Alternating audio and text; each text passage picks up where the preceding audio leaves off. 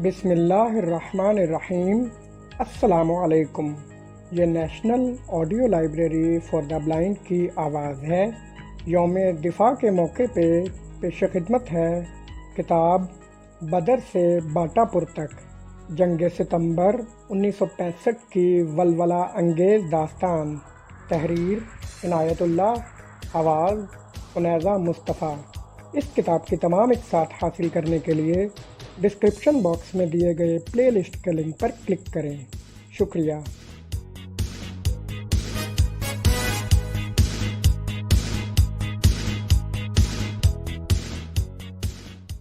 General ابرار حسین کہتے ہیں کہ میں دشمن کو جس پوزیشن میں لانا چاہتا تھا وہ اسی جگہ آ گیا، لیکن مجھے بہت زیادہ قیمت ادا کرنی پڑی۔ شہیدوں اور زخمیوں کی تعداد زیادہ تھی، کچھ ٹینک بھی قربان کرنے پڑے۔ اگر یہ قربانی نہ دی جاتی تو دشمن کی صورت تو جنگ کی صورت بہت مختلف ہوتی۔ دشمن کسی اور سمت یا کئی اور سمتوں سے آگے بڑھ کر ہمیں بکھیر بکھیر کر لڑاتا اور ختم کر دیتا۔ اس سکیم سے یہ فائدہ ہوا کہ دشمن اس دھوکے میں آ گیا کہ جو کچھ ہے اسی جگہ ہے۔ پھلورا دشمن کے ہاتھ آ گیا، لیکن یہ ایک دانہ بیٹ تھا۔ جنرل راجندر سنگھ اس خوش فہمی میں مبتلا ہو گیا کہ آج پھلورا لے لیا ہے تو کل چونڈا بھی لے لیں گے، پھر آگے بڑھنا آسان ہوگا۔ دشمن کے قیدیوں کی زبانی معلوم ہوا کہ وہ سمجھتے تھے کہ پھلورا میں ہم نے بہت بڑی طاقت جمع کر رکھی ہے، حالانکہ وہاں ہماری ادھوری سی ایک ٹینک ریجمنٹ اور ایک پیادہ بٹالین تھی۔ جنرل راجندر سنگھ کو اس خوش فہمی نے شکست دی کہ پھلورا میں وہ پاکستانیوں کی بہت بڑی طاقت برباد کر چکا ہے۔ جو نقصان راجندر سنگھ نے اٹھایا وہ ہمارے دستوں کے حوصلے بڑھانے کے لیے بہت کافی تھا۔ ہمیں معلوم ہوا کہ اس مارکے میں جنرل چودھری کی اپنی فخر ہند ٹینک ریجمنٹ 16ویں کیولری مکمل طور پر تباہ ہو گئی ہے۔ اب اس کا وجود صرف کاغذوں پر رہ گیا تھا۔ اس کی انفینٹری کا نقصان اتنا تھا جسے کوئی بھی کور کمانڈر برداشت نہیں کر سکتا تھا۔ مسلسل 2 دن دشمن ری گروپنگ یعنی اپنے دستوں کی کمی پوری کرنے اور انہیں از سر نو منظم کرنے میں مصروف رہا۔ ان 2 دنوں میں اور راتوں میں چونڈا کے مورچے اور پہلو کے مورچے مضبوط کر لیے گئے، کیونکہ اب یقین ہو گیا تھا کہ دشمن جنرل ابرار حسین کی اسکیم کے تحت اسی جگہ حملہ کرے گا۔ اس کے مطابق مورچوں میں رد و بدل کر لیا گیا۔ ظفروال اور بدیانہ کو بھی مستحکم کر لیا گیا۔ چونڈا سے دور آگے تک ٹینک شکن بارودی سرنگیں بچھا دی گئیں۔ دونوں طرف کے توپخانے ایک دوسرے پر آگ اگلتے رہے۔ دشمن چونکہ زخم چاٹ چک رہا تھا، اس ارادے سے کہ وہ چین سے نہ بیٹھ اور نہ سوچ سکے، رات کے وقت ٹینک شکار پارٹیاں اور لڑاکا گشتی دستے دشمن کے علاقے میں جا کر شبخون مارتے رہے۔ ٹینک شکار پارٹی اور لڑاکا گشتی دستے کا کام جاں بازی کا ہوتا ہے۔ چند ایک جوان ٹینک شکن اسلحہ، راکٹ لانچر اور دیگر ہتھیاروں سے مسلح ہو کر چوری چھپے اکیلے اکیلے دشمن کے مورچوں کے علاقے میں جاتے ہیں۔ وہ عام طور پر مشین گن پوسٹوں، ٹینکوں، گولہ بارود کے ذخیروں، گاڑیوں اور جمگھٹوں کو نشانہ بناتے ہیں۔ دشمن روشن راؤنڈ فائر کر کے مشین گنوں سے ہر طرف بوچھاڑیں مارنی شروع کر دیتا ہے۔ اکثر اوقات جانبازوں کی یہ پارٹی پوری واپس نہیں آتی۔ کئی محاذوں پر ہمارے ان جانبازوں نے 8-8 اور 10-10 کی نفری سے شبخون مار کر دشمن کے برگیڈ تک کو اکھاڑا ہے۔ یہ ایسا کارنامہ ہوتا ہے جو رات کے اندھیرے میں کیا جاتا ہے اور جس کا کوئی عینی شاہد نہیں ہوتا۔ اپنی گہری نیند سوئی ہوئی قوم کی آن پر قربان ہونے کے لیے ایک جوان رینگ رینگ کر موت کے منہ میں جا رہا ہوتا ہے۔ وہ موت کے پیٹ میں بھی اس امید پر چلا جاتا ہے کہ نکل آئے گا، اور اگر نہ نکل سکا تو خدا کے حضور سرخرو ہو جائے گا۔ جیسا کہ میں پہلے عرض کر چکا ہوں کہ اس مختصر سے مضمون میں ذاتی شجاعت کے کارنامے سمیٹے نہیں جا سکتے۔ یہ پوری کتاب کا موضوع ہے۔ میں علامت کے طور پر 2 پنجاب ریجمنٹ کے ایک جوان 2nd لیفٹیننٹ فاروق آدم کا ضرور ذکر کروں گا۔ وہ چونڈا کی جنگ کا تمام عرصہ دشمن کے لیے دہشت اور تباہی کا باعث بنا رہا۔ 12 ستمبر کے بعد ہر رات دشمن کا علاقے میں گھس جاتا تھا اور تباہی مچا کر کیڑے مکوڑے کی طرح رینگتا واپس آ جاتا تھا۔ اس کا مشن اکثر اوقات گوریلا آپریشن بن جاتا تھا۔ وہ دشمن کے عقب تک بھی پہنچا اور اسے کافی نقصان پہنچایا۔ ہر رات یقین ہوتا تھا کہ آج یہ لڑکا واپس نہیں آ سکے گا، لیکن وہ ستارہ جرأت لینے کے لیے زندہ رہا اور آج بھی زندہ ہے۔ وہ پاکستان آرمی کے ایک retired major general Adam Khan کا فرزند ارجمند ہے، جنہوں نے گزشتہ جنگ عظیم میں بہادری کے صلے میں دوسرا بڑا تمغہ ملٹری کراس حاصل کیا تھا۔ فاروق آدم کی پلٹن 2 پنجاب ریجمنٹ کے متعلق یہ بتا دینا ضروری سمجھتا ہوں کہ یہ نشان حیدر بٹالین ہے۔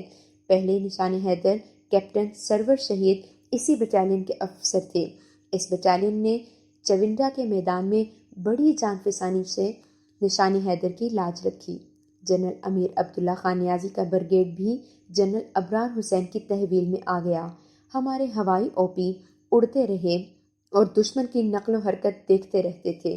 جہاں کہیں حرکت نظر آتی تھی وہ اطلاع دیتے تھے اور توپ خانہ وہاں آگ اگلنے لگتا تھا۔ نفری بہت کم تھی، تمام علاقے کو محفوظ کرنا مشکل تھا، اس لیے دشمن پر نظر رکھنے کا خطرناک کام ہوائی او پی کر رہے تھے۔ 12 ستمبر شام 3 بجے ایک ہوائی او پی نے اطلاع دی کہ دشمن کی ایک ٹینک ریجمنٹ اور ایک بٹالین ظفروال کی طرف بڑھ رہی ہے۔ جنرل ابرار حسین نے جنرل نیازی کو ظفروال کی طرف روانہ کر دیا۔ وہاں 13 فرنٹیئر فورس کی ایک پلاٹون 30-40 جوان موجود تھی۔ اس سے پہلے جنرل نیازی جنرل ابرار حسین سے کہہ چکے تھے کہ دشمن نے ظفروال لے لیا ہے، انہیں جوابی حملے کی اجازت دی جائے۔ جنرل ابرار حسین کی نگاہ میں ظفروال پر دشمن کا حملہ دھوکہ بھی ہو سکتا تھا اور یہ بھی ممکن تھا کہ چونڈا کے مستحکم دفاع سے منہ موڑ کر دشمن ظفروال سے آگے بڑھنے کی کوشش کرے۔ بہرحال جنرل نیازی شام کے وقت ظفروال پہنچ گئے اور مورچے سنبھال لیے اور مقابلے کے لیے تیار ہو گئے۔ رات کا 1 بج رہا تھا۔ دشمن نے گولہ باری شروع کر دی۔ نفری تھوڑی تھی، باقی تمام رات گولے برستے رہے اور جوان پھٹتے گولوں کے دھماکے برداشت کرتے رہے۔ ایسے مسلسل دھماکے اور موت کا خوف جوانوں کے اعصاب کو بیکار کر دیا کرتا ہے، لیکن لوہے کے یہ جوان صبح 6 بجے جب دشمن نے ان پر انفینٹری کا شدید حملہ کیا تو وہ حملہ روکنے کے لیے بالکل تیار تھے۔ جنرل نیازی کو جو 6-7 ٹینک دیے گئے تھے وہ عمر خوردہ شرمن تھے، جن میں سے 3 کے انجن رک گئے اور وہ حرکت کرنے کے قابل نہ رہے۔ ان کی گنیں فائر کرتی رہیں۔ جنرل نیازی کو جنرل ابرار حسین نے ٹینکوں کا ایک اور اسکواڈرن دے دیا۔ یہ اسکواڈرن اس قدر تیزی سے پہنچا کہ دشمن بوکھلا گیا۔ یہ ہماری خصوصی موبلٹی اینڈ سرپرائز چال کی نمایاں مثال تھی جو دشمن کے لیے ناگہانی آفت ثابت ہوئی۔ فرنٹیئر فورس ریجمنٹ نے یہ حملہ ذاتی شجاعت کے بل بوتے پر نہ صرف روک لیا بلکہ دشمن کے پاؤں اکھاڑ کر جوابی حملہ کر دیا۔ دشمن نے 4 گنا زیادہ طاقت سے حملہ کیا تھا۔ ایک اطلاع کے مطابق یہ پورا بریگیڈ تھا جسے جنرل نیازی نے بری طرح تتر بتر کیا۔ دشمن کا جانی نقصان بے تحاشا ہوا۔ یہاں بھی ذاتی شجاعت کے جو کارنامے ہوئے ان میں سے صرف ایک بیان کروں گا۔ مارکے کے بعد جب شہیدوں اور زخمیوں کے متعلق رپورٹیں فراہم ہونے لگیں تو معلوم ہوا کہ اپنا ایک حوالدار لاپتہ ہے۔ یہ حوالدار نیا اس بٹالین میں آیا تھا۔ اس کے متعلق یہی کچھ سمجھا جا سکتا تھا کہ شہید یا قیدی ہو گیا ہے۔ یہ رپورٹ لکھی جا رہی تھی کہ دور سے ہری وردی پہنے ہوئے ایک پارٹی آتی نظر آئی۔ سب کے ہاتھ سروں کے اوپر تھے، ان کے پاس کوئی ہتھیار نہ تھا۔ آخری 2 آدمیوں نے سروں پر رائفلوں اور مشین گنوں کے گٹھے اٹھا رکھے تھے اور ان کے پیچھے پیچھے اپنا گمشدہ حوالدار سٹین گن اٹھائے چلا آ رہا تھا۔ وہ گھمسان کے مارکے میں پلاٹون سے الگ ہو گیا تھا اور تنہا یہ 14 بھارتی قیدی پکڑ لایا۔ ان میں ایک حوالدار تھا، 2-3 نائک اور لانس نائک اور باقی سپاہی تھے۔ اپنے حوالدار نے اپنی سٹین گن دکھائی، اس میں صرف ایک گولی رہ گئی تھی۔ جب یہ معرکہ لڑا جا رہا تھا تو جنرل ابرار حسین کے حکم کے تحت بدیانہ اور چونڈا کی طرف سے دشمن کے سامنے والی پوزیشنوں پر حملہ کر دیا گیا تھا تاکہ مظفروال کی طرف کوئی مدد نہ بھیج سکے۔ 8 بجے تک یعنی صرف 2 گھنٹوں میں دشمن ظفروال کے علاقے میں بے شمار لاشیں اور تڑپتے ہوئے زخمی چھوڑ کر پسپا ہو گیا۔ 1 بجے دوپہر دشمن نے ظفروال پر ایک اور شدید حملہ کیا۔ یہ اس کی 14ویں انفینٹری ڈویژن کا ایک بریگیڈ تھا جس کے ساتھ ایک ٹینک ریجمنٹ 2 لانسرز تھی۔ اب اس نے اپنی نفری بڑھا دی تھی، یعنی بریگیڈ میں ایک بٹالین کا اور ٹینک ریجمنٹ میں ایک سکواڈرن کا اضافہ کر دیا تھا۔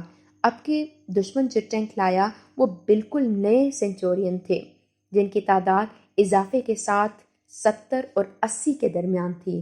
ان کے مقابلے کے لیے جنرل ابرار حسین نے صرف 14 پیٹن اور 6 شرمن ٹینک بھیجے۔ یہ ایک اور اہم معرکہ تھا جس نے دشمن کو نہ صرف جانی نقصان پہنچایا بلکہ اس کا مورال بھی مجروح ہونے لگا۔ دشمن کے ٹینکوں نے الہڑ کی طرف چونڈا کے دفاع کے پہلو پر ضرب لگانے کی سرتوڑ کوشش کی۔ اپنے بختر بند دستوں کے علاوہ توپ خانے نے ان ٹینکوں کو آڑے ہاتھوں لیا۔ بہت سے ٹینک برباد کرا کے دشمن نے بدیانہ کا رخ کیا۔ یہ پہلا موقع تھا کہ پسرور اور سیالکوٹ کے توپ خانوں نے کراس فائر کیا اور چونڈا کی مغربی سمت کے میدان کو بھارتی ٹینکوں کا مرگھٹ بنا دیا۔ لاشوں کا کوئی شمار نہ تھا۔ جنرل ابرار حسین کی یہ اسکیم کامیاب تھی کہ دشمن جس طرف بھی آگے بڑھے اس کے پہلو اپنی کسی نہ کسی دفاعی پوزیشن کی زد میں رہیں۔ اس زد سے بچنے کے لیے دشمن نے اپنے پہلوؤں میں مزید نفری کا اضافہ کر دیا۔ ظفروال سے دشمن منہ موڑ گیا۔ 14 ستمبر کے روز سے چونڈا بدیانہ کی ٹینکوں کی اصل جنگ شروع ہوئی۔ جنرل عبدالعلی کا بریگیڈ پوزیشن میں تھا۔ چونڈا، الہڑ اور گنا گلاں تک بارودی سرنگیں بچھا دی گئیں اور چونڈا بدیانہ تک ٹینک بھی پوزیشنوں میں کر دیے گئے۔ اس موقع پر جنرل ابرار حسین نے طاقت کی کمی کو پورا کرنے کے لیے ایک خطرہ مول لے لیا۔ رات کے وقت ٹینکوں کو دور پیچھے رکھا جاتا ہے جسے لیگر کہتے ہیں۔ یہ اقدام اس لیے کیا جاتا ہے کہ رات کے وقت ٹینک اندھے ہوتے ہیں۔ دشمن کی ٹینک شکار پارٹیاں انہیں تباہ کر سکتی ہیں۔ اس کے علاوہ دن بھر گرد و غبار میں بھاگ بھاگ کر رات کے وقت ٹینکوں کی جانچ پڑتال کی جاتی ہے جو محفوظ مقام پر ہو سکتی ہے۔ جنرل ابرار حسین نے یہ فیصلہ کیا کہ رات کے وقت بھی ٹینکوں کو آگے رکھا جائے اور وہیں دیکھ بھال وغیرہ کی جائے۔ دشمن کے منہ کے سامنے ٹینک رکھنا خودکشی کے برابر ہوتا ہے، لیکن اس کے سوا کوئی چارہ نہ تھا۔ جنرل صاحب کہتے ہیں کہ میں نے یہ فیصلہ جوانوں کے جذبے کو دیکھ کر کیا تھا۔ انہوں نے اس فیصلے کو بصر و چشم قبول کیا بلکہ پسند کیا۔ وہ اب دن بھر لڑتے اور رات جاگ کر اپنے ٹینکوں کی حفاظت بھی کرتے اور ان کا معائنہ وغیرہ بھی کرتے رہتے۔ صبح ہی صبح بدیانہ اور چونڈا سے اطلاعیں آنے لگیں کہ دشمن حملے کے لیے ٹینک جمع کر رہا ہے، اور اس کے ساتھ ہی دشمن کے توپ خانے کا ایسا فائر آنے لگا جو کبھی دیکھا نہ سنا تھا۔ اوپر سے لڑاکا بمبار طیارے آ گئے جنہوں نے ہماری پوزیشنوں پر آگ برسانی شروع کر دی۔ یہ بہت بڑے حملے کا پیش خیمہ تھا۔ پاک فضائیہ کو بلایا گیا۔ شہبازوں نے دشمن کا ایک طیارہ گرا لیا اور باقی طیاروں کو بھگا دیا۔ دن کے 3 بجے تک شدید گولہ باری جاری رہی۔ گولہ باری ختم ہوتے ہی کالے والی، وزیر والی کی طرف سے چونڈا سے لے کر بدیانہ تک کے علاقے پر بہت شدید اور طاقتور حملہ آیا۔ یہ آرم ڈویژن کا حملہ تھا جس کے ساتھ موٹر بریگیڈ بھی تھا اور چھٹا پہاڑی ڈویژن بھی۔ ٹینکوں کی تعداد 300 کے قریب تھی۔ ان کی مدد کے لیے پیچھے اور ٹینک تیار تھے۔ تھوڑی دیر میں ٹینکوں کا ایک بھیانک معرکہ شروع ہو گیا۔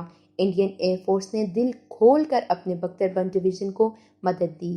پاک فضائیہ نے ہر بار پر وقت پہنچ کر اپنے دستوں کو آسمانی خطرے سے محفوظ کر لیا۔ اس معرکے میں بھی اپنے توپ خانے نے فنی کمال اور بہادری کے بل بوتے پر ٹھکانے کی گولہ باری کی۔ شام 6 بجے تک جنگ چونڈا بدیانہ کے علاقے میں جاری رہی اور ٹینکوں کی لڑائی ہوتی رہی۔ شام کے وقت دشمن ٹینک پیچھے لے جانے لگا۔ دشمن کے ٹینکوں سے جو آپریشن آرڈر برآمد ہوئے ان سے پتہ چلا کہ دشمن شام تک چونڈا پر قبضہ کر کے وہاں انفینٹری لگا دینا چاہتا تھا اور وہاں سے اسے آگے بڑھنا تھا۔ رات کے وقت ٹینک شکار پارٹیاں اور لڑاکا گشتی پارٹیاں بھیجی گئیں تاکہ دشمن اگلے حملے کے لیے چین سے سوچ نہ سکے۔ 15 ستمبر کی صبح اور پھر 8 بجے دشمن نے 2 حملے کیے اور اب چونڈا اور جیسورا کے درمیان سے آگے نکلنا چاہتا تھا۔ یہاں بھی پاک فضائیہ کو بلایا گیا جس نے دشمن کے ٹینکوں کو خوب شکار کیا۔ توپ خانے نے بھی اپنی روایات کو برقرار رکھا۔ قابل تحسین وہ او پی تھے جو اس قیامت کی جنگ میں دشمن کے سامنے ڈٹے رہے اور نہایت کارگر گولہ باری کراتے رہے۔ دشمن ٹینکوں کے ساتھ انفینٹری بھی دل کھول کر لایا تھا، اس لیے اپنی انفینٹری کی مارٹر پلاٹونوں نے جو سرگرمی دکھائی وہ قابل داد تھی۔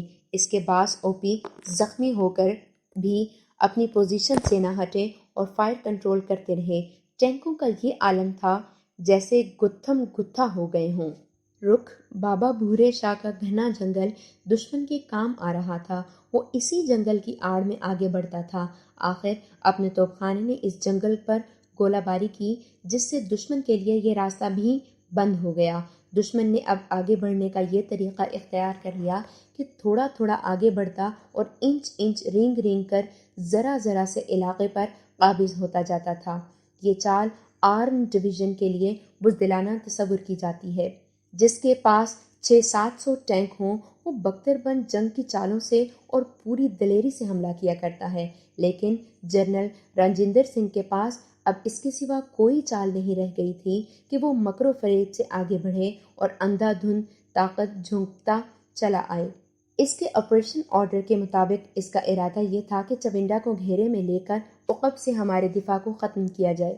یہ کام موٹر بریگیڈ کو دیا گیا تھا جسے کالے والی کے راستے سے چونڈا پر قبضہ کرنا تھا۔ آرم ڈویژن کے اس ایک ٹینک بریگیڈ کو چونڈا پدیانہ اور چونڈا پسرور کی سڑکوں پر قبضہ کرنا تھا تاکہ ہماری سپلائی کاٹی جا سکے۔ 4 ہڈسن ہارس کو فتح پور پر، ایک اسکواڈرن کو بر پر قبضہ کرنا تھا۔ جنرل چودھری کی 16ویں کیولری نئے ٹینکوں سے پھر وجود میں آ گئی تھی۔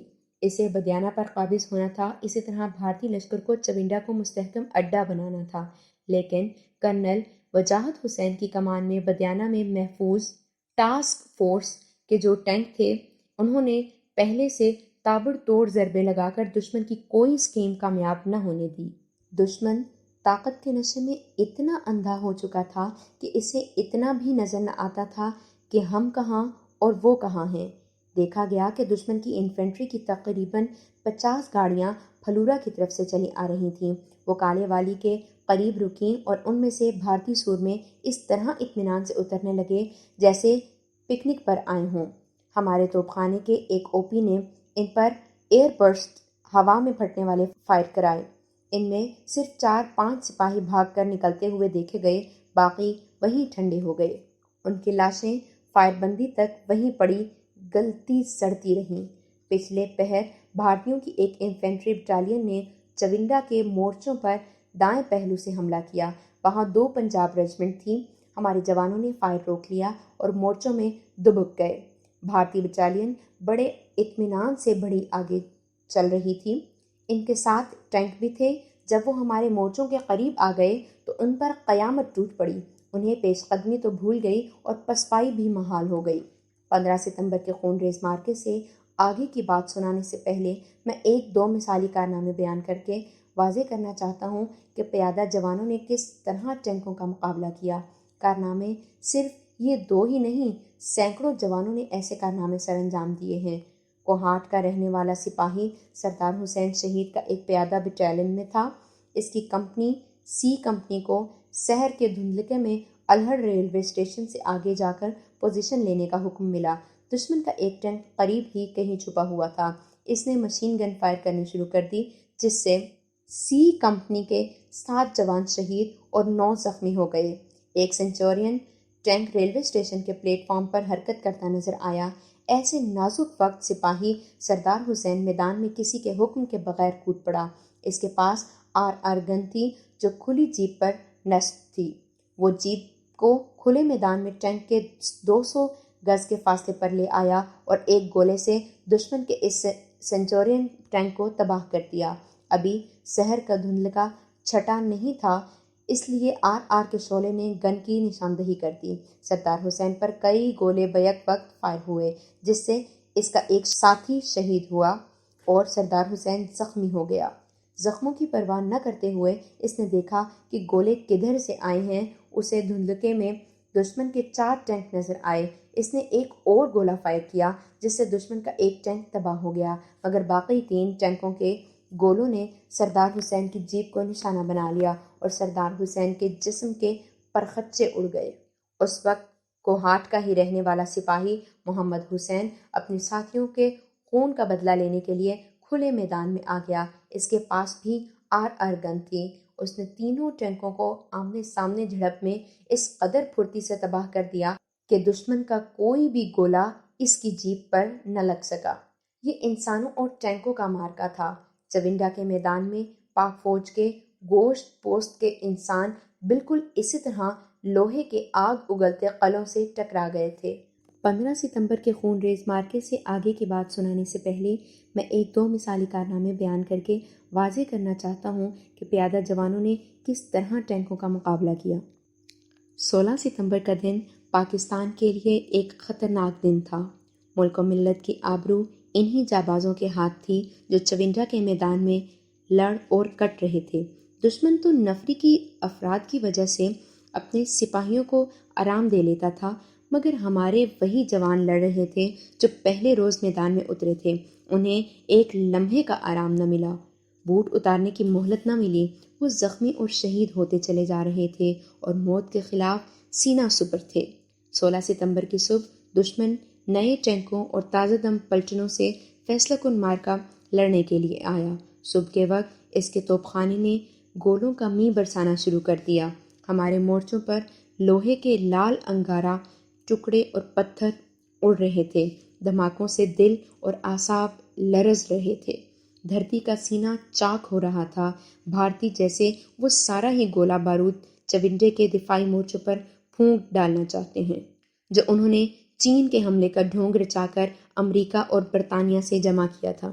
انسانی اعصاب اس قدر گولہ باری کے دھماکوں کو کبھی برداشت نہیں کر سکتے، لیکن ہمارے جوان جانتے تھے کہ دشمن کا فیصلہ کن حملہ آ رہا ہے۔ اگر دل و جگر قابو سے نکل گئے تو پاکستان کی آبرو ہندو کے ٹینکوں تلے روندی جائے گی۔ یہ حقیقت ہے کہ ہمارے افسر اور جوان روحانی قوت کے زور پر ڈٹے ہوئے تھے، ورنہ ڈاکٹری نقطۂ نگاہ سے یہ انسان اب ایک آدھ منٹ کی مشقت کے قابل نہیں تھے۔ گولہ باری کے سائے میں دشمن نے 2 طرفی حملہ کیا۔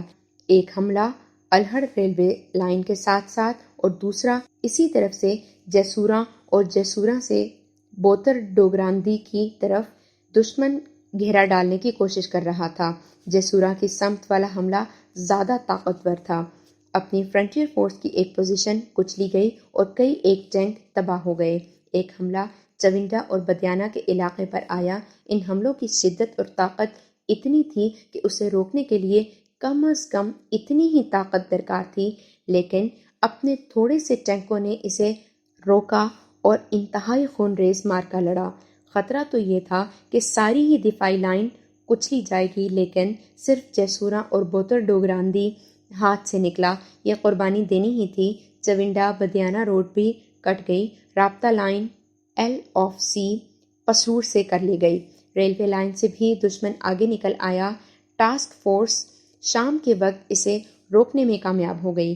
حملے کی کیفیت یہ تھی کہ دشمن کے ٹینک موجوں یعنی ویوز کی صورت میں آتے تھے، ایک کے پیچھے دوسری موج آتی تھی۔ یہ آگ اور لوہے کا طوفان تھا۔ جنرل ابرار حسین نے دشمن کے کسی ہیڈ کوارٹر کا ایک وائرلیس پیغام سنا، جس میں ایک ٹینک ریجمنٹ کے کمانڈر کو کہا جا رہا تھا، چونڈا پسرور روڈ کے 5ویں سنگ میل تک پہنچو، تمہیں مہادیر چکر وہاں پڑا ہوا ملے گا۔ اس بڑے تمغے کے لالچ میں دشمن کے ٹینک سڑک تک پہنچنے کی سر توڑ کوشش کر رہے تھے۔ اس کوشش میں 17 پونا ہارس کا کمانڈر کرنل تارا پور مارا گیا۔ وہ کھلی جیپ میں تھا۔ جنرل ابرار حسین کہتے ہیں کہ وہ واقعی بہادر آدمی تھا۔ یہ ہمارے افسروں اور جوانوں کا کمال تھا کہ انہوں نے تارا پور کی کوئی چال کامیاب نہ ہونے دی۔ دشمن چونڈا کو گھیرے میں لینا چاہتا تھا۔ اس نے بدیانہ پر اس لیے حملہ کیا تھا کہ ادھر سے چونڈا کو مدد نہ مل سکے۔ صورتحال اس قدر نازک ہو گئی کہ جنرل ابرار حسین کو یہ حکم دینا پڑا، آخری جوان اور آخری گولی تک لڑو، چونڈا ہاتھ سے نہ جائے۔ دشمن اب پہلوؤں سے آگے نکلنے کی کوشش کر رہا تھا۔ گرد و غبار سے ٹینکوں کی سکرینوں پر سوائے ٹینکوں کی گنوں کی چمک کے اور کچھ نظر نہ آتا تھا۔ ٹینک گڈمڈ ہو گئے تھے، نظری ملاپ ٹوٹ گئے، ٹروپ کمانڈر اپنی اپنی جنگ لڑ رہے تھے، پیادہ جوان کچلے جا رہے تھے، گوشت پوست کے انسان دشمن کے ٹینکوں کے قریب جا جا کر راکٹ لانچر فائر کر رہے تھے۔ ساتھی کو ساتھی کی خبر نہیں تھی، دونوں فوجیں جم کر لڑ رہی تھیں اور پورے غیظ و غضب سے لڑ رہی تھیں۔ انسان ٹینکوں سے کس طرح لڑے، یہ ایک بڑی لمبی داستان ہے۔ میں صرف ایک انسان کا کارنامہ سنا دیتا ہوں۔ پاک فوج کا ہر ایک جوان اسی جذبے سے لڑ رہا تھا۔ ہماری ایک ٹینک ریجمنٹ کے لانس دفعہ غضنفر علی کا ٹینک ہٹ ہو گیا۔ غضنفر اپنے کریو کے ساتھ ٹینک سے نکل آیا، لیکن اس کا توپچی سجاول خان زخمی ہو گیا اور اپنے ساتھیوں سے بچھڑ گیا۔ گولہ باری اتنی زیادہ تھی کہ زمین کا کوئی انچ محفوظ نہ تھا۔ سجاول خان نے لانس دفعہ غضنفر علی کو پکارا۔ غضنفر کے لیے سجاول تک پہنچنا آسان نہ تھا، پھر بھی وہ گولیوں اور لوہے کے ٹکڑوں کی بارش میں رینگ رینگ کر سجاول تک پہنچا۔ اس نے گرد و غبار میں دیکھا کہ دشمن کا ایک سینچورین ٹینک قریب ہی کھڑا تھا اور بالکل ساکن تھا۔ غضنفر نے سجاول کو اٹھا کر دشمن کے ٹینک میں ڈالا اور خود کنٹرول سنبھال لیے۔ بھارتی اچھے بھلے ٹینک کو چھوڑ کر بھاگ گئے تھے۔ غضنفر ٹینک کو اپنے مورچوں میں لے آیا اور اپنے زخمی توپچی سجاول کو بھی۔ جب ٹینک کو دیکھا گیا تو یہ بھارت کی مشہور ٹینک ریجمنٹ 17 پونا ہارس کی کمانڈنگ آفیسر کرنل تاراپور کا نکلا۔ کرنل تاراپور کھلی جیپ میں مارا گیا تھا۔ نائب رسالدار محمد خالق شہید کے متعلق 2 پنجاب ریجمنٹ کے second in commander major Ansari نے مجھے میدان جنگ میں ملاقات کے دوران بتایا تھا کہ جس غیظ و غضب سے ہمارے ٹینک سوار لڑے، اس کی ایک مثال نائب رسالدار خالق شہید اور اس کے کریو کی ہے۔ کرنل انصاری عین شاہد ہیں۔ چمنڈا پر دشمن کا اتنا دباؤ تھا کہ قدم جمانا محال ہو گیا تھا۔ کرنل انصاری کی بٹالین ٹینکوں سے لڑ رہی تھی۔ دشمن کے 6 ٹینک آگ اگلتے بڑھے آ رہے تھے۔ اچانک نائب رسالدار خالق نے اپنا ٹینک پوزیشن سے نکالا۔ وائرلیس نیٹ پر اس کی آواز سنائی دی۔ اس نے ہندو کو ننگی گالی دی اور کہا، کافر یہاں سے آگے نہیں آئے گا۔ اس نے قریبی رینج سے یکے بعد دیگرے ٹینک کی بڑی گن کے 4 گولے فائر کیے اور چند سیکنڈ میں دشمن کے 4 ٹینک پھٹ کر شعلے بن گئے، لیکن نائب رسالدار خالق اور اس کے کریو کو ان 4 ٹینکوں کے بدلے زندگی کی قیمت ادا کرنی پڑی۔ ایسی شجاعت کی مثالیں کم نہیں۔ جنرل ابرار حسین کہتے ہیں کہ بالائی کمان کی کرسی پر بیٹھ کر جنگ کے نہایت کارگر پلان بنا لیے جاتے ہیں، لیکن میدان جنگ میں ان پلانوں کی کامیابی یا ناکامی کا انحصار افسروں اور جوانوں کی بہادری یا بزدلی پر ہوتا ہے۔ میرے پلان کو ان جوانوں کے جذبہ ایثار نے کامیابی عطا کی۔ یہ خون ریز مارکا شام کا اندھیرا پھیل جانے تک جاری رہا۔ ٹینک اندھیرے میں بھی لڑتے رہے۔ یہ پہلا موقع تھا کہ دشمن نے ٹینکوں کو اندھیرے میں بھی لڑایا۔ دشمن کا عزم نمایاں ہو گیا تھا۔ وہ بے تحاشا قیمت دے کر پسرور کی طرف بڑھنا چاہتا تھا۔ اس نے طاقت اور پختہ عزم کے زور پر اس بریک تھرو کو بہت حد تک ممکن بنا لیا تھا۔ یہ ایک نازک گھڑی تھی۔ پسرور کی طرف آنے والے توپ خانے کی کیفیت یہ ہو گئی تھی کہ توپوں اور دشمن کے ٹینکوں کے درمیان اپنا کوئی پیادہ یا بختر بند دستہ نہیں رہ گیا تھا۔ توپوں اور ٹینکوں کی براہ راست جنگ توپوں کے لیے بے حد خطرناک ہوتی ہے۔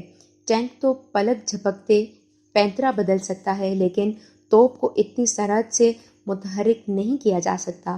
توپوں اور ٹینکوں کے براہ راست مارکے کو توپ خانے کی زبان میں اوپن سائٹ سے لڑنا کہتے ہیں، جس سے توپ خانے والے ہمیشہ گریز کیا کرتے ہیں، مگر یہاں یہی ایک صورت رہ گئی تھی۔ توپ خانے کے اوپی اور توپچی اس قدر تیز ثابت ہوئے کہ انہوں نے ٹینکوں پر ٹھکانے کی گولہ باری شروع کر دی۔ ٹینکوں کے گولے سیدھے توپوں کی پوزیشنوں پر آ رہے تھے۔ وائرلیس پر دشمن کا جو واویلا سنا گیا، اس سے توپچیوں کے حوصلے بڑھ گئے۔ دشمن بری طرح تباہ ہو رہا تھا اور بھاگ رہا تھا۔ توپ خانے کے کمانڈر بریگیڈیئر امجد چودھری کہتے ہیں کہ یہاں تک پیغام سنا گیا کہ کوئی بھارتی افسر کسی دوسرے افسر سے کہہ رہا تھا، ان بزدلوں سے کہو کہ رام کے نام پر تھوڑی دیر اور ڈٹے رہیں، اس طرح نہ بھاگیں۔ ہمارے توپ خانے نے دشمن کے توپ خانے کو بھی برباد کرنا شروع کر دیا۔ ان کی کوئی بیڑی جہاں نئی پوزیشن لیتی تھی، ہماری ہوائی اور زمینی او پی اس پر گولہ باری کراتے تھے۔ اس طرح دشمن کے بختر بند اور پیادہ دستے توپ خانے کے امدادی فائر سے محروم رہے۔ یہ کہتے چلے جانا بھی غلط ہے کہ دشمن بھاگ اٹھا، دشمن بھاگ اٹھا۔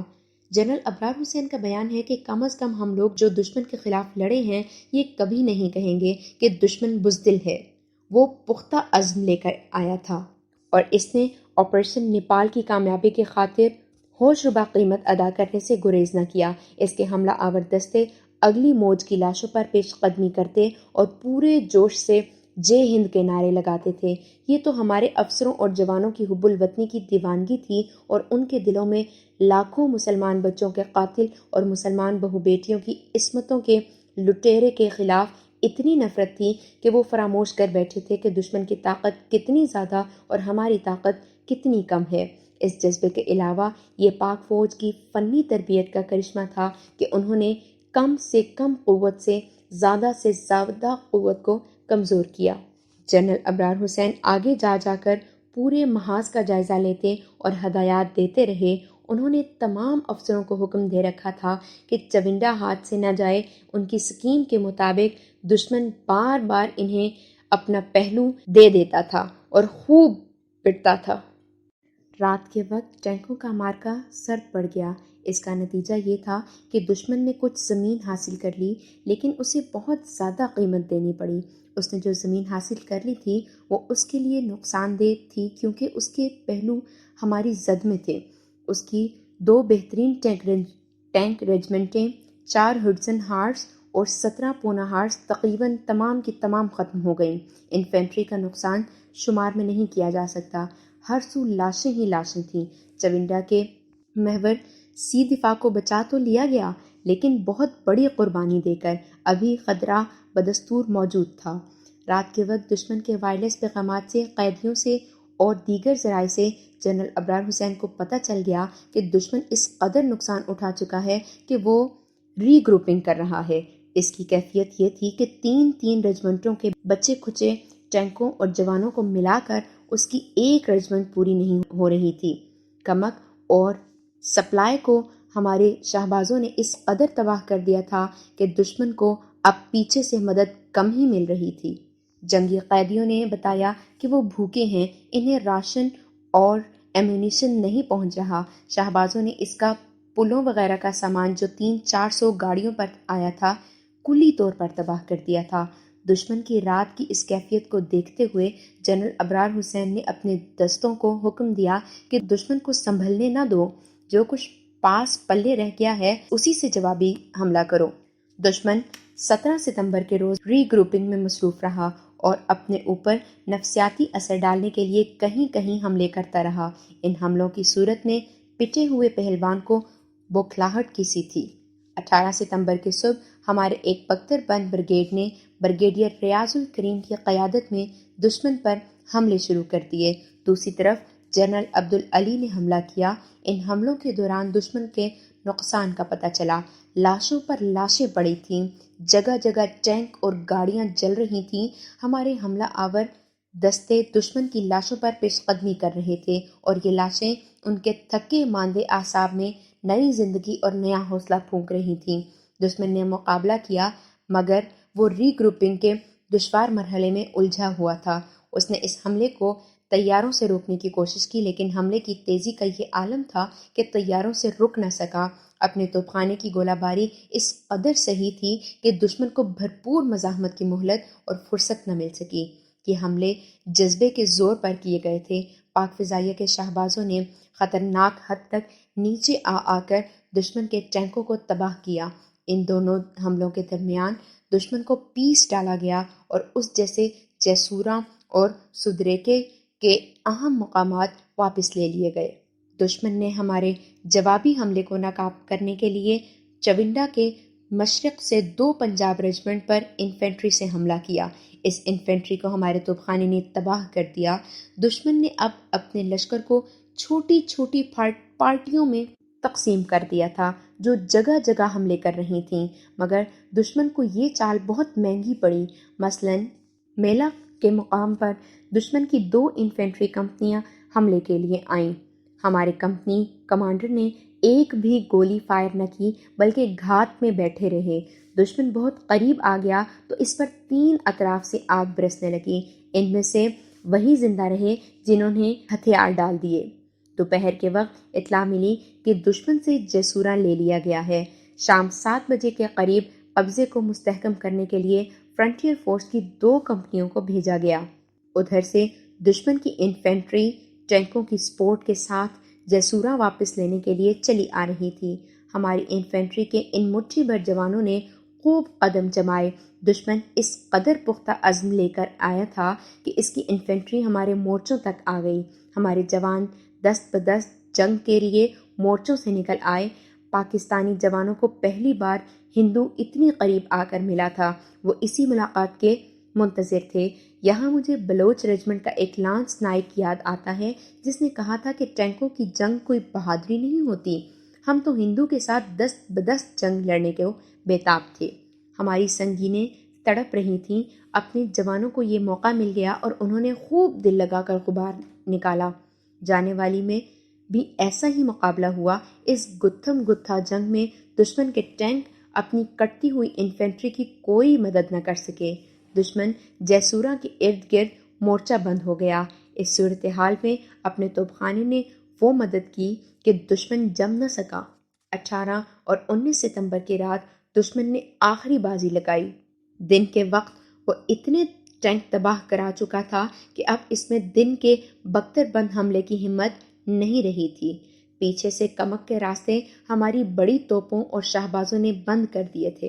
اب دشمن نے حملوں کا یہ انداز اختیار کیا کہ رات کے وقت انفینٹری کو آگے کر کے حملہ کیا اور ٹینکوں کو پیچھے رکھا تاکہ انفینٹری جو علاقہ لے لے وہاں ٹینک جا کر کھلبلی مچا دے اور علاقے پر قابض ہو جائیں۔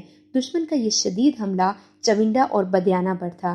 ایسا ہی دوسرا حملہ رات کے 1 بجے جیسورا پر آیا۔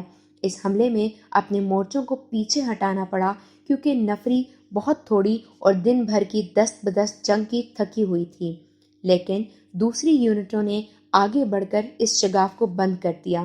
دشمن چونڈا ریلوے اسٹیشن تک پہنچ گیا۔ رات کی تاریکی میں مختلف پوزیشنوں سے جو رپورٹیں آ رہی تھیں وہ جنرل ابرار حسین کے لیے واضح نہیں تھیں۔ کچھ پتہ نہیں چلتا تھا کہ دشمن کہاں اور ہم کہاں ہیں۔ ہمارے مورچے نئے چاند کی شکل میں تھے، یعنی تقریباً نیم دائرے کی شکل میں۔ دشمن اس نیم دائرے میں آ کر آگ اور خون کا کھیل کھیل رہا تھا۔ جنگ کی صورتحال نازک اور خطرناک تھی۔ جنرل ابرار حسین نے جنرل عبدالعلی سے کہا کہ جہاں کہیں بھی ہو چونڈا سے مورچے نہ اکھڑیں۔ جنرل علی نے انہیں یقین دلایا اور یہ بھی کہہ دیا کہ آج رات دشمن کچھ حاصل کر کے ہی رہے گا لیکن وہ چونڈا نہیں ہوگا۔ جنرل ابرار حسین نے بریگیڈیئر امجد خان چودھری سے کہا کہ اس نیم دائرے میں شدید گولہ باری کرائیں۔ بریگیڈیئر چودھری نے کہا کہ مارکے کی صورت گڑمڑ ہے، اپنے دستے بھی زد میں آ جائیں گے۔ جنرل ابرار حسین نے جواب دیا کہ ملک کو بچانے کی خاطر جوان قربان ہونے کے لیے تیار ہیں، ہمیں یہ قربانی دینی ہی ہوگی۔ بریگیڈیئر چودھری نے اللہ کا نام لے کر گولہ باری کرا دی اور اللہ نے کرم کیا کہ اپنے جوان اپنے گولوں سے بچے رہے اور دشمن تباہ ہونے لگا۔ اس تباہی کے باوجود دشمن اس رات بہت بڑی قربانی دینے پر آمادہ تھا۔ وہ یونٹ پہ یونٹ اس جہنم میں جھونکتا چلا گیا۔ رات کے وقت پاک فضائیہ کے بمبار طیارے بلائے گئے، ان کے لیے بھی ٹارگیٹ واضح نہیں تھے۔ بہرحال انہوں نے بھی خطرہ مول لے کر بمباری کی جس سے دشمن کے ٹینک تباہ ہو گئے۔ دشمن اس قدر نفری مروا چکا تھا کہ توقع نہیں تھی کہ وہ اس حملے کو جاری رکھ سکے گا، لیکن صبح کی روشنی پھیلتے ہی اس نے حملے میں جان ڈال دی۔ نیم دائرے کا میدان ہندوؤں اور سکھوں کی لاشوں سے اٹا پڑا تھا۔ ایک اندازے کے مطابق ان لاشوں کی تعداد 2000 سے کم نہیں تھی۔ دشمن کی پچھلی صفوں میں جو تباہی مچی وہ دیکھی نہ جا سکی۔ قیدیوں نے بتایا کہ شاید ہی کوئی زندہ ہو، لیکن دشمن ابھی زندہ تھا۔ اس نے فتح پور الہڑ کی طرف سے ٹینکوں کی گلغار کر دی، مگر اپنی 2 ٹینک ریجمنٹوں، 19 لانسرز اور گائیڈز کیولری نے ان پر پہلو سے ایسا ہلہ بولا کہ دشمن کے ٹینک پسپا بھی نہ ہو سکے۔ انہوں نے اپنے پہلو ہمارے ٹینکوں کے سامنے کر دیے تھے۔ اس کے بہت سے ٹینک جو شاید 2 رجمنٹیں تھیں، چونڈا اور جیسورا کے درمیان ہمارے پھندے میں آ گئے۔ گھیرا مکمل تھا۔ انہیں گھیرے سے نکالنے کے لیے انڈین ایئر فورس نے تابڑ توڑ حملے کیے۔ جنرل راجندر سنگھ کو جان کے لالے پڑ گئے۔ ہوائی حملوں سے اس کا مقصد یہ تھا کہ یا تو کچھ کامیابی حاصل کی جائے، جو کہ اس کے لیے اب ناممکن تھی، یا ان دونوں رجمنٹوں کو گھیرے سے نکالا جائے۔ یہ بھی اس کے لیے ممکن نہ تھا۔ پاک فضائیہ نے انڈین ایئر فورس کو کامیاب نہ ہونے دیا۔ ہماری 19 لانسرز نے جیسوراں کے ارد گرد مورچہ بند دشمن پر یلغار کر دی۔ ادھر سے جنرل امیر عبداللہ خان نیازی کے بریگیڈ نے، جسے ظفروال سے بدیانہ بلا لیا گیا تھا، اپنی سمت سے دشمن کے ان دستوں پر حلہ بول دیا جو گھیرے میں آئے ہوئے ٹینکوں کو گھیرے سے نکالنے میں مدد دے سکتے تھے۔ دشمن نے ٹینکوں سے ان کا مقابلہ کیا۔ جنرل نیازی نے انہیں وہیں الجھائے رکھا۔ اوپر سے اپنے توپخانے کی گولہ باری ہو رہی تھی۔ دشمن کی ان دونوں رجمنٹوں کو بھی چونڈا اور جیسورا کے درمیان ختم کر دیا گیا۔ دشمن نے الہڑ ریلوے اسٹیشن کی طرف حملہ کیا۔ جنرل ابرار حسین نے پاک فضائیہ کو بلا لیا۔ ادھر سے انڈین ایئر فورس بھی آ گئی۔ اب یہ میدان حشر بن گیا۔ زمین اور آسمان آگ اگل رہے تھے۔ دشمن اپنی تباہی اور اپنے ہی خون سے پھسلتا آگے بڑھنے کی سرتوڑ کوشش کر رہا تھا۔ آج وہ اپنا سب کچھ داؤ پر لگائے چلا جا رہا تھا۔ اس نے پھر فتح پور اور الہڑ پر بھی حملہ کیا۔ وہ چونڈا اور بدیانہ کے درمیان سے آگے نکلنے کی کوشش کر رہا تھا۔ اس میدان میں بھی خون ریز جنگ ہوئی جو شام تک جاری رہی۔ شام کے بعد الہڑ پر جوابی حملہ کر کے دشمن کو وہاں سے پسپا کر دیا گیا۔ رات پھر جنگ جاری رہی۔ سحر کے وقت دشمن کے ایک انفینٹری بریگیڈ نے جے ہند کا نعرہ لگایا اور چونڈا کی سمت حملہ کیا۔ ہماری 25ویں کیولری کے ٹینکوں نے اس بریگیڈ کو گھیرے میں لے کر چھوٹی بڑی گنوں کا فائر کھول دیا۔ نصف گھنٹے بعد دور دور تک میدان لاشوں سے بھر گیا۔ بھارتی سپاہی ادھر ادھر بھاگنے لگے اور بہت ایسے تھے جنہوں نے ہتھیار ڈال دیے اور قید میں آ گئے۔ 19 ستمبر کا دن پاکستان کی تاریخ کا ایک اہم ترین دن ہے۔ اس روز بھارت کا فخر اور غرور چونڈا کی مٹی میں مل گیا۔ اپنے آرمڈ ڈویژن کو بھارت کے جنگ پسند حکمران نے اپنی آن اور اپنا فخر سمجھتے تھے، اور اس قوت پر انہیں اس قدر بھروسہ تھا کہ جنرل چودھری نے آپریشن نیپال کی کامیابی کا وقت صرف 72 گھنٹے مقرر کیا تھا۔ برطانیہ کے مشہور جریدے مرر کا وقائے نگار بریان ہچن فائر بندی کے وقت چونڈا سیکٹر میں موجود تھا۔ وہ 3 روز سے آخری مارکا دیکھ رہا تھا۔ اس نے الہڑ ریلوے اسٹیشن کے قریب بھارتیوں کی تباہی کو اپنے جریدے میں ان الفاظ میں بیان کیا ہے: فائر بندی ہوئے 3 گھنٹے گزر گئے ہیں۔ میں ٹینکوں اور انسانوں کے قبرستان میں گھوم رہا ہوں۔ فضا میں گدھ اڑ رہے ہیں۔ ماحول اور فضا میں موت کا تعفن بسا ہوا ہے۔ میرے سامنے صرف 3 میل کی وسعت میں بھارت کے 25 جلے ہوئے سینچورین ٹینک پڑے ہیں۔ وہ مرے ہوئے بچھوؤں کی طرح دکھائی دے رہے ہیں جن کا زہر ہمیشہ کے لیے ختم ہو چکا ہے۔ ان ٹینکوں کو چلانے والے بھاگ نہیں سکے، وہ ان کے اندر جلے پڑے ہیں۔ میں اپنی آنکھوں سے دیکھ رہا ہوں کہ پاکستان نے بھارت کو کس قدر فیصلہ کن شکست دی ہے۔ اس وقت پاک فوج کے جوان میرے سامنے 300 بھارتیوں کی لاشیں ایک گڑھے میں دفن کر چکے ہیں۔ اس نامہ نگار کے آخری فقرے کو میں اسی کی زبان میں پیش کرتا ہوں۔ وہ لکھتا ہے: There is no doubt that Pakistan hammered hell out of India's armored division۔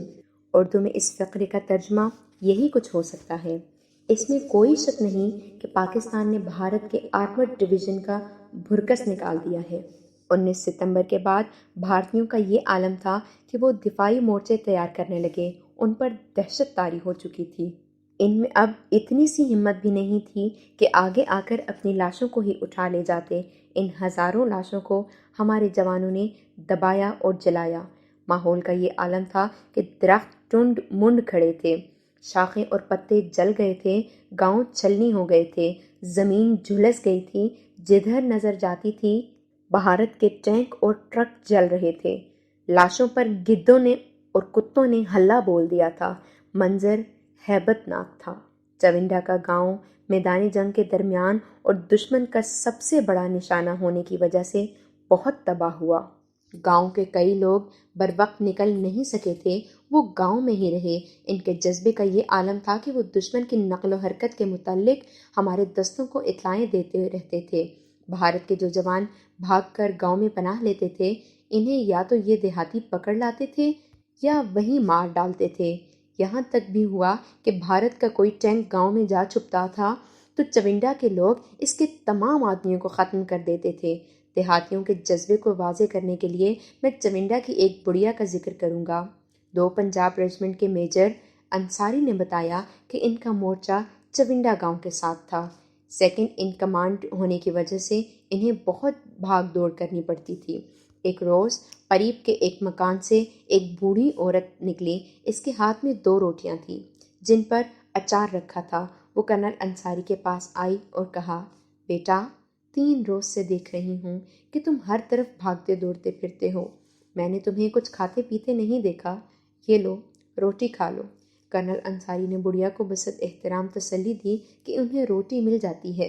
बुढ़िया ने कहा, तुम जाने कहाँ के रहने वाले हो बेटा, लेकिन मेरे दरवाजे पर पहरा दे रहे हो। मैं जानती हूँ तुम्हारे सब आदमी भूखे हैं, पर मैं इतनी रोटियाँ कहाँ से लाऊं? ये 2 रोटियाँ कल की तुम्हारे लिए रखी हुई थी। जनरल अबरार हुसैन ने कहा कि दुश्मन की कमर इस हद तक तोड़ी जा चुकी थी कि अगर हम जवाबी हमला करते तो इसे फटांकूत तक धकेल ले जाते, लेकिन फायरबंदी ने उसे बचा लिया। आज चविंडा के मैदान में पेड़ पौधे फिर हरे होकर शान बेनियाजी से झूम रहे हैं। फसल लहलहा रहे हैं। देहात आबाद हो गए हैं। चहल पहल और हमाहमी कभी की ऊद कर आई है। देहात की महफिलों में फिर से रौनक आ गई है। लेकिन इस रौनक को नई आबोताब देने के लिए पाक फौज के जाने कितने जियालों ने अपने घर उजाड़ दिए हैं। अपनी बीवियों के सुहाग वीरान करके उन्होंने चविंडा के देहात के घर आबाद किए हैं। इनमें बहुत से जाबाज ऐसे थे जिनकी लाशें नहीं मिल सकीं, टैंकों तले आकर चविंडा की मिट्टी में मिल गईं। इनके खून से जो हरियाली फूटती है, इसका निखार निराला ही होता है। वो दूर दराज देहात के रहने वाले गुमनाम से देहाती तारीख़ पाकिस्तान के अजीम इंसान बन गए हैं। इनका आज कोई निशान नहीं रहा, कोई नक्श नहीं रहा, मगर वो चविंडा की मिट्टी में जिंदा हैं। वो सियालकोट के सरहदी देहात के बहू बेटियों की मुस्कुराहटों में जिंदा हैं। वो हमारे सीनों में जिंदा हैं और ताअबद जिंदा रहेंगे।